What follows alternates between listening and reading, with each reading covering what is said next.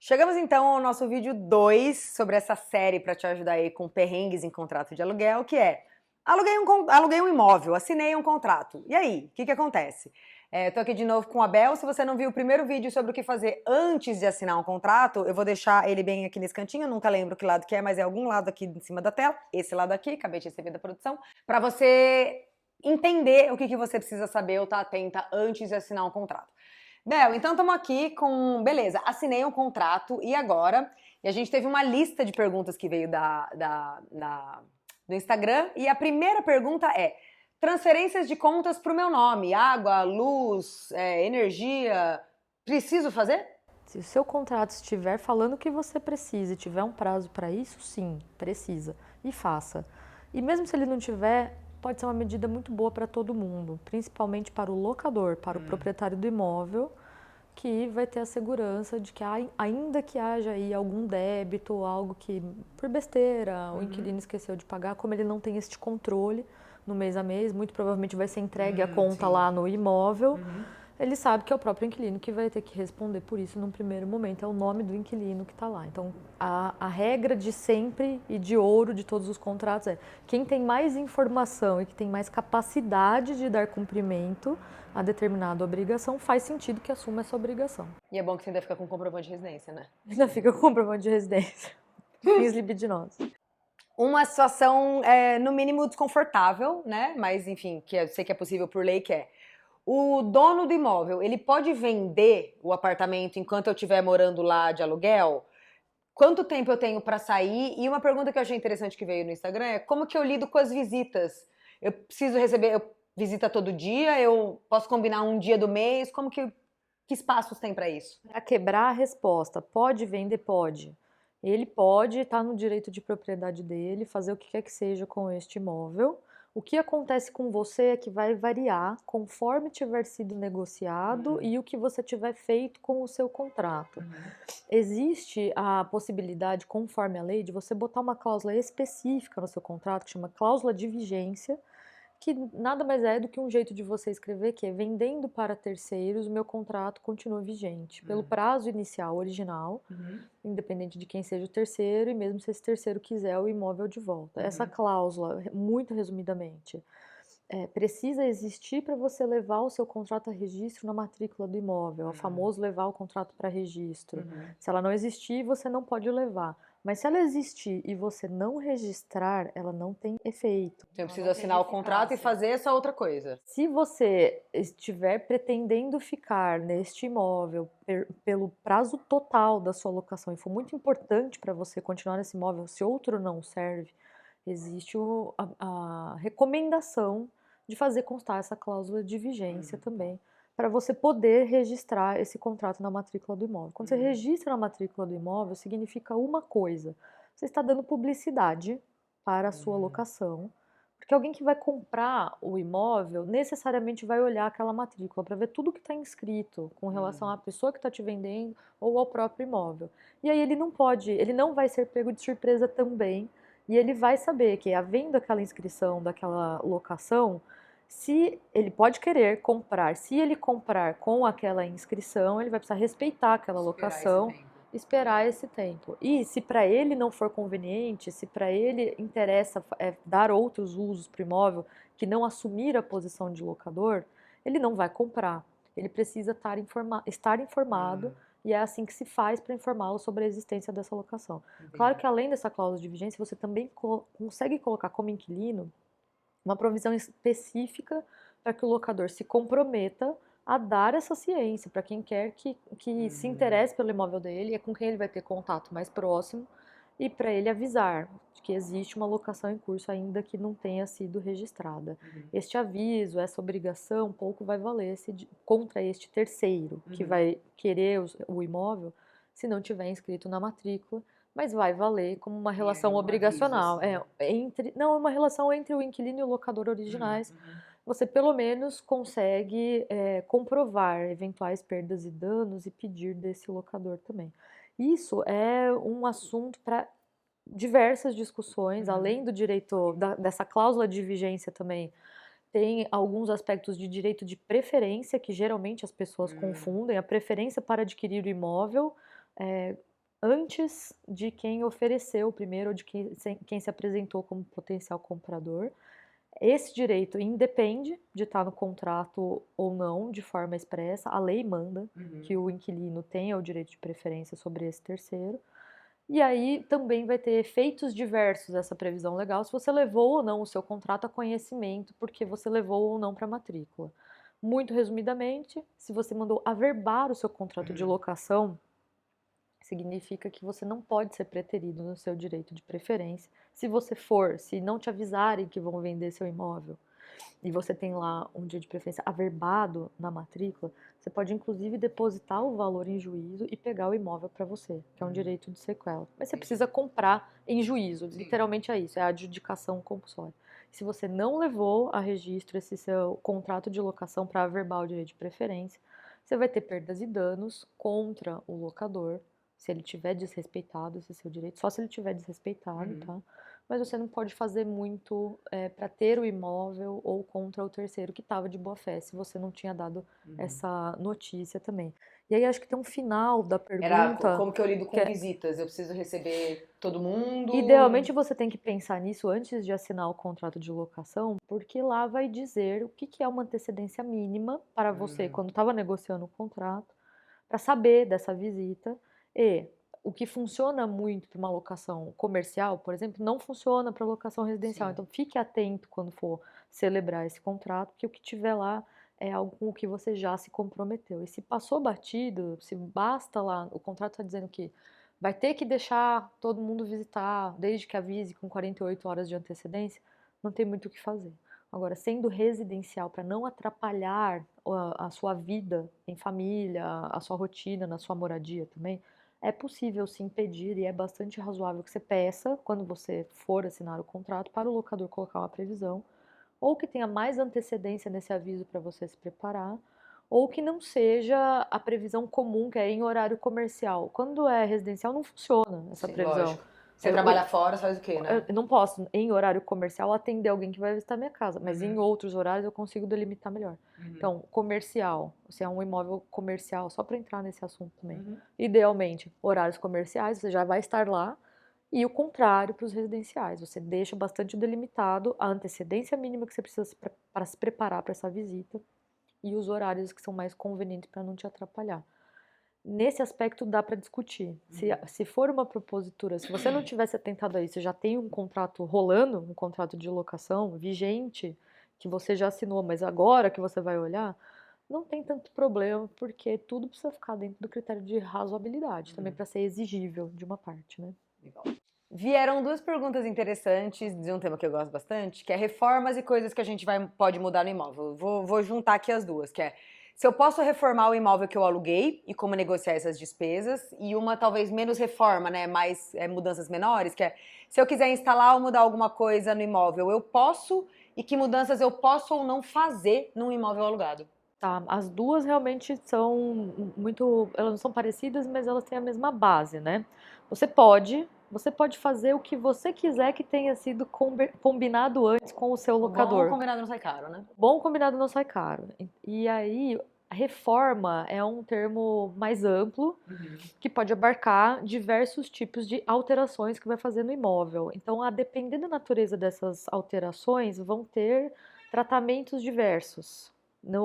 Conforme o seu contrato e conforme a lei também. Então, você pode reformar seu imóvel? Pode, mas quem vai dizer até quanto e quem é que vai ficar responsável por pagar? O contrato.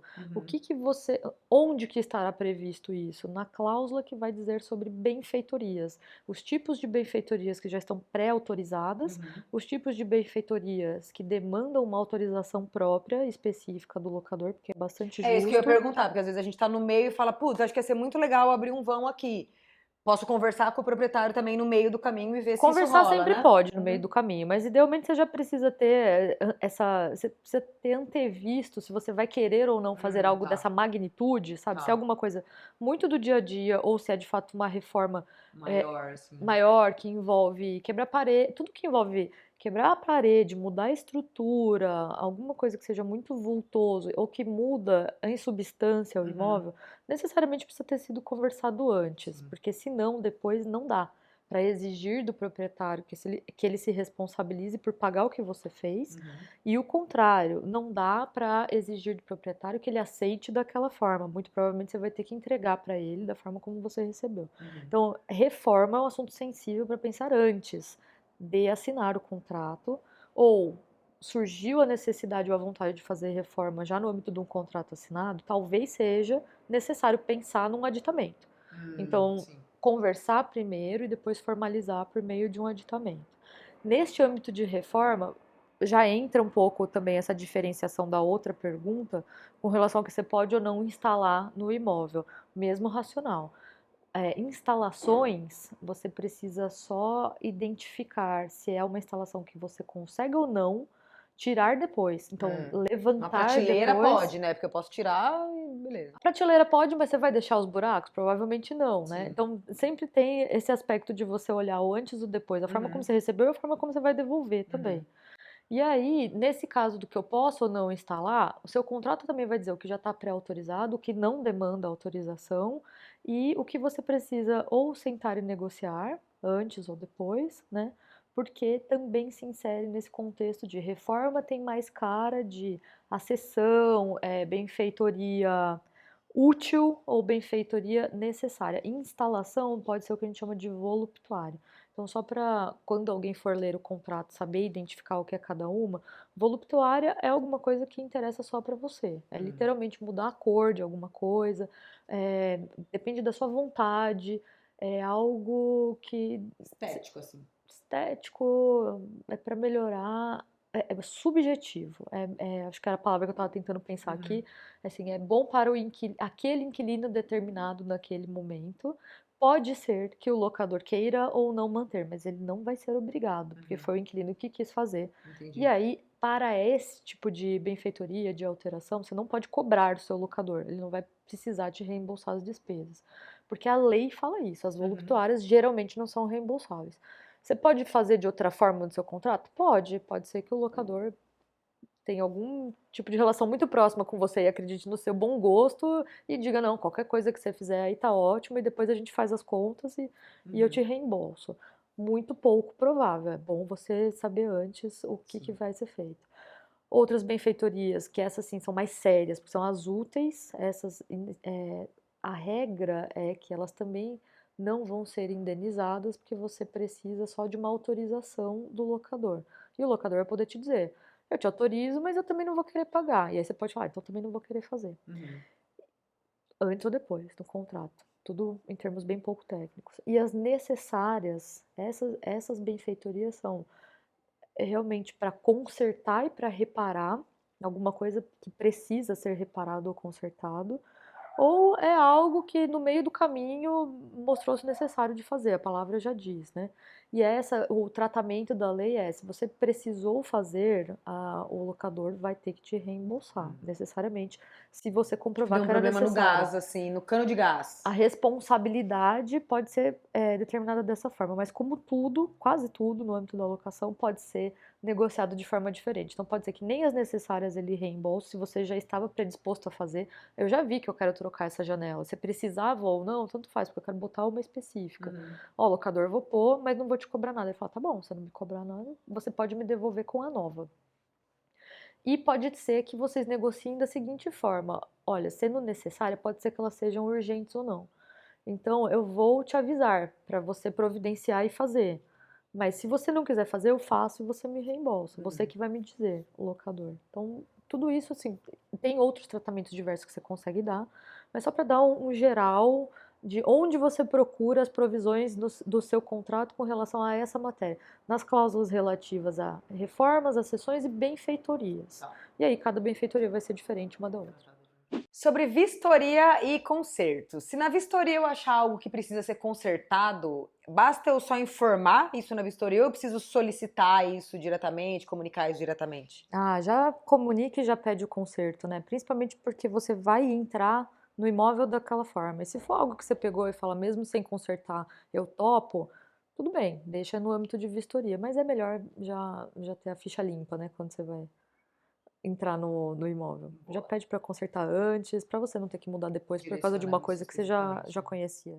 Na conta de condomínio, né, no condomínio que a gente paga, o que é de responsabilidade do inquilino e o que é de responsabilidade do proprietário? A lei já diz o que é de cada um, idealmente. A Uhum. lei de locações de imóveis urbanos, a 8.245, que eu falei no outro vídeo, já deixa muito listado o rol do que é de responsabilidade de cada parte. Mas claro que vocês podem prever de forma diversa no contrato. Pode ser que tenha mais alguma despesa que o inquilino tenha aceitado, tenha topado ficar com ele também. Então, a ordem é lei, de forma geral, e contrato para saber o que é de cada um.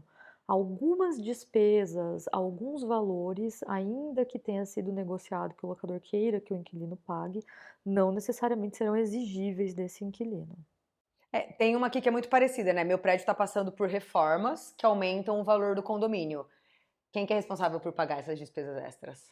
Também está previsto na lei o tipo de despesa com fundo de reserva, com provável Modernização de elevador, por modernização. exemplo. A regra, para ser bem simplista, tá? É que se for relativo a melhorar o imóvel de uma forma que vai perdurar mesmo depois da locação, deve ser de responsabilidade do locador, porque é ele que vai ele vai ter o O benefício. condomínio onde o imóvel dele tá melhorando, né? Então. O imóvel dele está melhorando, né? Então, as questões relativas a condomínio, que também são relativas à unidade dele, estão de alguma forma se alterando.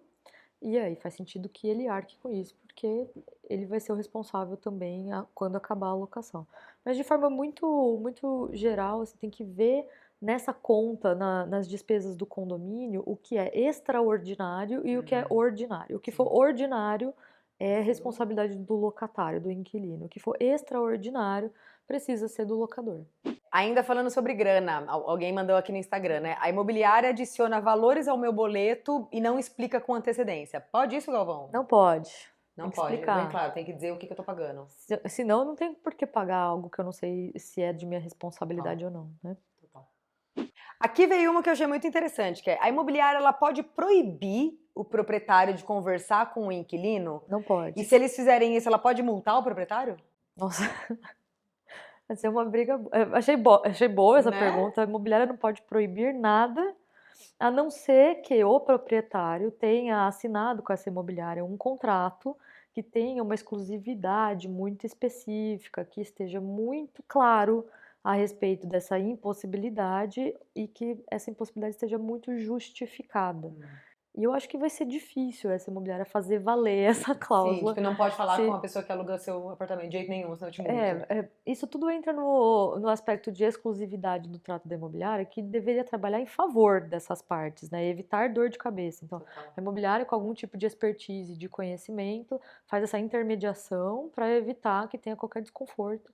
Mas isso é uma prestação de serviço. Então, no âmbito da prestação de serviço, eu estou falando o locador, porque geralmente é o locador que contrata a imobiliária para botar o imóvel para alugar. Pode ser que o inquilino tenha contratado essa imobiliária para fazer essa intermediação.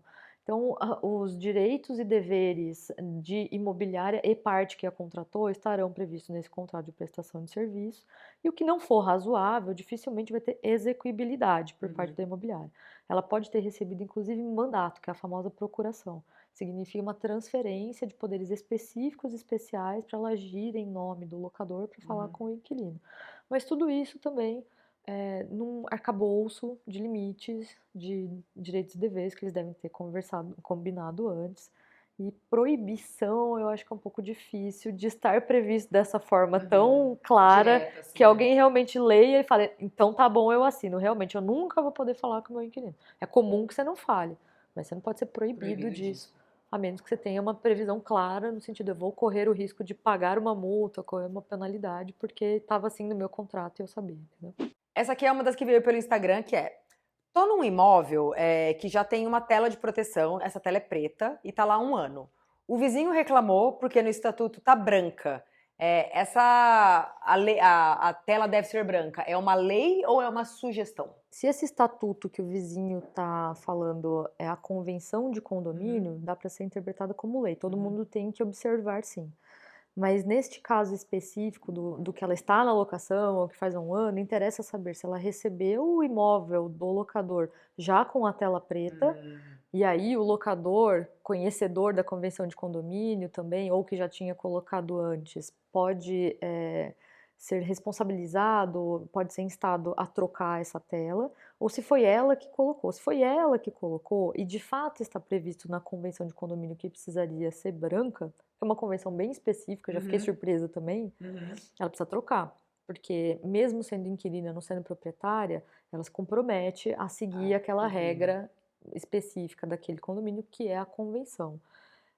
Como falou estatuto na pergunta, um condomínio edilício terá, pode ser que ele não tenha o regulamento, mas pode ser que ele tenha convenção de condomínio e regulamento. A convenção é necessária por lei, tem previsões que a lei própria já traz também, e o regulamento coisas bem específicas, muito provavelmente para suprir ou regular o que já está previsto na convenção. Pode ser que não tenha o regulamento, mas a convenção necessariamente vai ter. Tanto um quanto o outro são obrigatórios. Se tiver escrito, tem que ir trocar. Se tiver escrito, é uma regra que já foi colocada anteriormente, é oponível tanto para o proprietário quanto para o inquilino. Aqui uma sobre grana, né? Que sempre dói no bolso. Na renovação de aluguel, um reajuste ele pode chegar até 50% do valor do aluguel atual? Pode. Pode. Valor de mercado. Estou entendendo essa renovação com já acabou a sua locação anterior, você vai renovar, mas é uma nova locação.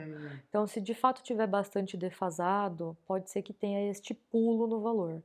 E mesmo se não estiver defasado, tiver esse pulo do valor, essa é uma das poucas faculdades que o proprietário tem, já encerrada, tá? A locação anterior, que é dar o preço que ele acha que vale Um novo período. o imóvel dele, se ele vai conseguir locar ou não, ou se ele não quer alocar para você ou não por outro valor, isso é indiferente. Aqui é essa outra, né, de quando a gente aluga imóveis com coisas. O proprietário deixou móveis e utensílios na casa.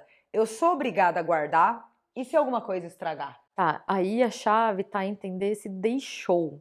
Ele só deixou porque ele largou lá, ou você está alugando um imóvel com as pertenças, móveis e Tipo alugar um imóvel utensílios. mobiliado. Um imóvel mobiliado, exato, porque são duas situações muito diversas. Se você alugou o imóvel mobiliado, primeiro de tudo eu aconselho você ter feito um laudo fotográfico para atestar o estado em que aquelas coisas estavam. Subentende-se que você vai fazer uso daquelas coisas, mas vai ter que ter o dever de cuidado, de cuidar delas. Muitos cuidados nessa frase, né? O dever de cuidar delas, como se elas fossem suas mesmo. Então, neste caso, você tendo alugado, mobiliado, tendo documentado a forma como foi entregue, sim, você é responsável por evitar que se estraguem de forma injustificada e tenha algum tipo de desgaste que não seja o natural do uso normal, que não seja o esperado ao longo do tempo. Se não, se você não alugou mobiliado, não estava pretendendo alugar mobiliado, não consta nada no seu contrato de locação com relação à mobília e utensílios, e de fato foram deixados lá. Tipo, sei lá, eu alugo um apartamento que não tem nada, mas tem uma geladeira só. Isso não tá escrito no contrato. Não dá para esperar que esse inquilino se responsabilize por essa geladeira. Ele não é depositário do que ficou para trás sem ele ter pedido que ficasse. Entendi. Diferente, né, do caso de um Muito imóvel já diferente mobiliado de ser uma parte do objeto da locação, a parte móvel também. Sim. Né? Então, aqui tem esses dois cenários, precisa prestar atenção também. Qual dos casos? Aí eu posso te dizer se ela não tinha compactuado com isso, se não é objeto da locação, se só foi deixado lá mesmo, o que quer que seja, tá? Não, ela não se obriga a guardar e se estragar foi um risco que o próprio dono correu. Os móveis falando ainda de móvel, né? Os móveis do AP onde eu moro já tinham cupim quando eu entrei. Eu preciso consertar ou resolver isso ao sair? Que babado, né? Essa aí deu azar. Não, cupim é ruim de consertar, melhor que você não tenha essa responsabilidade. O jeito de você evitar essa responsabilidade é fazendo aquele laudo de vistoria, sabendo da situação. Se não constou da vistoria, não tinha como identificar que tinha cupim antes, é uma situação díspare, né? É um caso muito específico, vai ter algum tratamento no contrato, mas vai depender de uma renegociação, da boa intenção e da boa fé entre as partes também. Mas essa parte da pergunta quanto ao me obrigo a consertar, não. Você não é obrigado a consertar algo que já tinha uma causa independente de você morar lá. Sobre o preciso consertar, sair, é o que tiver previsto no seu contrato. Se você já sabia que existia cupim e você se comprometeu com isso, sim. Se você sabia que tinha cupim, mas não se comprometeu com isso, não. E se você não sabia, não também.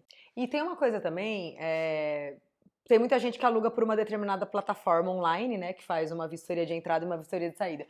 Que eu até fui entender que, né, o lance da vistoria é importante porque você vai entregar as coisas da mesma forma como elas estavam registradas na vistoria. É meio isso? É meio isso. Se você se comprometeu dessa forma no contrato, é o mais comum é dizer que você vai devolver da forma como você recebeu. É para isso que você faz a vistoria. Qual foi a forma como você recebeu? Para deixar bastante documentado e para ter um marco temporal, porque geralmente também esses contratos que são mais padrão tem uma cláusula no sentido de vou devolver dessa forma, a não ser pelo desgaste natural esperado, ou pelo uso normal, ou pelo decurso do tempo. Desse desgaste normal fica fora um monte de coisa com a qual você se compromete quando você assina o contrato. Então, pode ter alguns desgastes da pintura, por exemplo, que é o mais comum, né? Assim, você não vai devolver com a pintura antiga, você está se comprometendo a devolver com a pintura nova, sem ser desgastado, algo nesse sentido.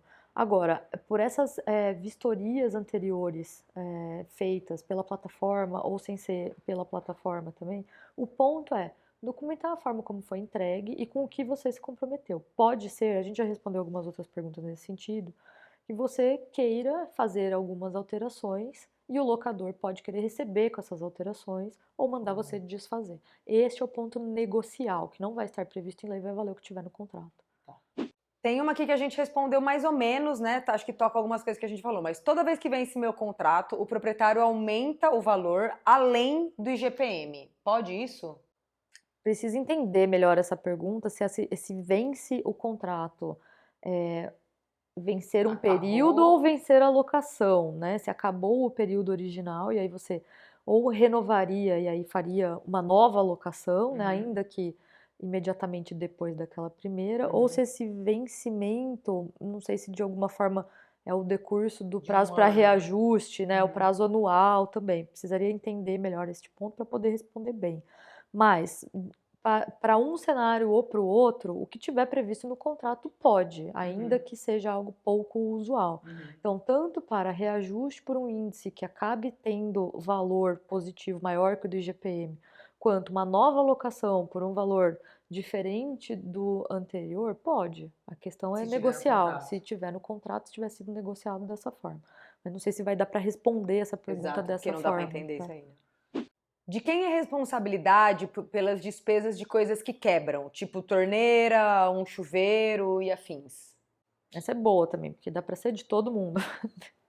Depende do que tiver previsto no seu contrato. Geralmente, este tipo de instalação que depende do uso para se manter do jeito que foi entregue ou não, é de responsabilidade do inquilino e do locatário. A torneira, uma hora pinga porque a borrachinha se desgasta. A borrachinha se desgasta, assim, se for algo, né, que é decorrente do uso e ela recebeu de uma forma própria para aquele uso, faz sentido que seja uma responsabilidade do inquilino, vai trocar para ele próprio. Se é algo que impeça a utilização daquele imóvel, então aconteceu alguma coisa que eu não vou saber exemplificar, mas você pode, melhor do que eu, Mariana, falar o que acontece que a torneira começa a vazar, isso daí pode ser resolvido como uma benfeitoria necessária e urgente. Então, tem os dois caminhos, de ou o inquilino resolve mandar conta para o locador, ou chama o locador para ele resolver diretamente. Faz sentido que seja algo resolvido pelo proprietário, porque não dá para você morar, não dá para continuar com a coisa vazando, né? Eu talvez pensaria numa coisa assim. Se queimou minha resistência de chuveiro, mas eu peguei o chuveiro novo. Sim, mas a resistência ela gasta por tempo de vida ali, beleza. Aí, né, me parece fazer sentido ser do inquilino. Agora, sei lá, um disjuntor derreteu e é uma coisa muito mais drástica e é uma coisa que muito provavelmente, também não dá pra dizer assim, né, de forma tão determinante, mas que é um desgaste que não é pontual só de você, talvez seja uma coisa que já venha sofrendo um desgaste há mais tempo. Claro, não dá pra dizer, né, com tanta certeza que você também pode ter apavorado a elétrica da sua casa, mas no geral é uma coisa que vem de mais tempo, então é uma responsabilidade que não é só sua, né, e aí isso cairia no Nessa locador. parte do apavorado a resistência da sua casa, vale dizer aqui que não é nem bom senso, mas aí sim é alguma coisa mais palpável do ponto de vista jurídico, que a regra geral é, independente do que tiver no seu contrato, você repara o que você causou. Quem quer que seja o você na frase. Então o inquilino de fato está ocupando. Causou algum dano você precisa reparar, independente de você chamar de benfeitoria, do que quer que seja. Quebrou alguma coisa que tinha sido entregue, que necessariamente, né, tinha sido entregue pelo locador de outra forma que não a quebrada, precisa reparar também. Uhum. Corre tudo por sua responsabilidade. Agora, tinha algo que foi entregue de determinada forma, que era para continuar daquela forma, independente de você ter causado a quebra ou algo nesse sentido. Acho que o da torneira é um exemplo bom, porque não é um mau uso da torneira. A menos que você faça um mau uso e aí você precisa reparar, Sim. o fato de per si ela parar de funcionar, ter explodido, começar a alagar o banheiro, isso já diz que é algo relativo ao imóvel e não ao uso do imóvel. Não sei se ficou clara essa parte, porque pode ser confusa. É, no caso a caso, mas é bom lembrar dessa regra de paga quem causou o dano ou a necessidade de reparo, a não ser que seja algo que a gente chama de estrutural ou que não tenha sido causado de alguma forma. Mas tem uma coisa também que é um desgaste do próprio uso, Sim, né? Porque, por exemplo, exato, por exemplo, o piso, né? Vamos dar um exemplo aqui de piso de madeira. Eu peguei um piso novo, ele tá tipo sem riscos, tá? O sinteco novinho. Eu usei, então tipo, né? Tem um desgaste ali natural. Eu sou responsável por entregar da forma como eu peguei, né? Tipo um piso novo sem risco. Falando em termos de contratos padrão, o que a gente mais vê é justamente que vou devolver da forma como eu peguei, exceto pelo desgaste natural esperado pelo uso normal da coisa. Então, o que que é normal? Este caso é algo que pode dar um pouco de discussão, tá? Qual que é o uso normal do sinteco? Vai ter uns risquinhos da cadeira se você não puser o feltrinho e tudo mais. E aí o seu contrato vai dizer se é para você devolver com ou sem aquele risco. Essa parte eu acho já um pouco difícil da gente entrar agora para dizer de forma Sim ou não, geral, né? sim ou não, mas vale essa máxima de se não é um dano efetivo, mas é um desgaste, faz sentido você devolver daquela forma. Se for um dano que impeça que o locador alugue de novo ou faça uso daquele imóvel, vai precisar ser reparado. A gente até tocou um pouco nisso, né? Se eu recebi o apartamento com uma pintura já usada, né? Então já com marca, com mancha ou qualquer coisa do tipo, eu sou obrigada a devolver com pintura nova? Depende do que você combinou. Às vezes é bem comum trocar determinados valores por essa pintura nova, né? Ah, então eu prefiro não pegar com a pintura nova porque eu vou pintar e aí você me dá uma carência, abate de alguma forma dos valores que eu pagaria por aluguel, ou quando eu for te devolver com a pintura nova, você faz algum outro tipo de abatimento. Ou devolvo com a pintura que eu fiz também, né? Eu devolvo com a pintura que eu fiz. Este acho que é o exemplo mais negocial que a gente teve até agora, né? Já decida antes para ver como vocês vão tratar. Porque tem muita gente que às vezes prefere, né? Pegar um imóvel que tá com uma pintura não tão boa, mas eu vou pintar do jeito que eu quero e aí eu não me comprometo a deixar tudo bonitinho na hora que eu sair, Isso, e né? aí vai ser razoável do locador que ele não exija a pintura antiga que tá velha. Total. Mas ele pode querer a pintura branca, por exemplo. Não quero que você me devolva a cor de abacate, por algum motivo, assim. Isso tudo é negociável. Entendi. E acho que tem uma coisa também pra gente fechar, que é sempre ter esse caminho da negociação entre inquilino e proprietário, né? Porque acho que o contrato dá conta de muita coisa, mas tem coisas que vão acontecendo ali no meio do caminho e tem sempre interessante e importante manter esse canal aberto, né? De negociação e de conversa entre as duas partes. Sim, principalmente anteriormente a você celebrar o contrato, ter este caminho de saber muito claramente o que é que se está entregando, por quanto, e para todos esses detalhes do que podem surgir, transparência. Então, justamente para ter esse encontro de expectativas, né? Então, eu pretendo dar essa destinação para esse imóvel que foi me entregue dessa forma, eu estou te entregando dessa forma, porque essa razoabilidade, essa conversa, essa negociação que vai acontecer antes não necessariamente vai dar conta de tudo que pode acontecer, de caso fortuito, de que ninguém previa também, então vai precisar de ser mantida, né, ao longo de cenários imprevisíveis ou que o contrato não cubra também, e ao final da relação que você inaugurou com o contrato também, para que se encerre no melhor sentido de paz. Então, satisfação, né, de parte a parte. Então, nesse sentido, bom senso, razoabilidade, tudo que você pode se valer para celebrar o contrato e que você vai manter ao longo do relacionamento, tudo isso visa a ter um tipo de uso de uma coisa em favor das pessoas, mas não em favor mais de uma ou de outra. Então, manter um equilíbrio, porque no fim do dia é muito fácil enxergar um antagonismo, né? Ah, o cara é dono do imóvel, só quer saber do meu dinheiro, tá alugando para mim, não sabe nem se eu tô Tá jogando contra mim, assim, jogando né? contra mim. E do outro lado, o proprietário fala, esse inquilino que só me dá dor de cabeça, tudo mais. E eu não pretendia ter esse tipo de confusão. Isso é o que se pretende evitar com uma boa negociação e um bom contrato, porque o ideal é que tenha vantagens para todos.